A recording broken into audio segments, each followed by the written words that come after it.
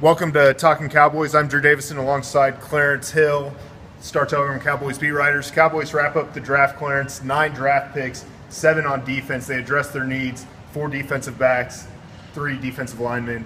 Your overall takeaway? Well, the Cowboys had a steely-eyed focus, and it started back at the end of the season, certainly coming into free agency. They decided they were going to let some guys walk, and they could fill those needs. There's a lot of defensive players, the defensive starters, defensive contributors who walked in free agency. They felt they could replace those guys in the draft. Not only replace them, but also upgrade the talent, and that's what they did. They started with the defensive end on the first day, Taco Charlton. They followed with defensive backs below. They've overhauled that secondary. Now, time will tell if they're better on the field. They have to prove it. They have to get on the field and do it. But they do have more to work with. They do have more talent to work with.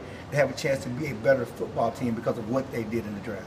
Yeah, well, the 2 glaring needs, pass rush, secondary, they addressed those, as you said. And like you said, time will tell, but they might have gotten 3 starting caliber defensive backs out of this draft. And with the 2 corners on day 2 and then trading up for Xavier Woods today.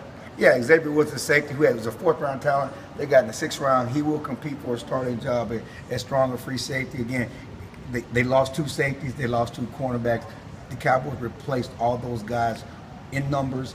And to go along with what they did in free agency, they added a couple of guys in free agency as well. So, again, this is a revamped secondary, a revamped pass defense. It needed to be revamped because they were poor. They couldn't get to the quarterback. They couldn't get on the ball in the secondary. Most of these guys, they're 3 or 4 year starters. They have a knack for getting to the ball, but they're also physical. They fit what Rob Marinelli wants to do on defense. They're physical tacklers.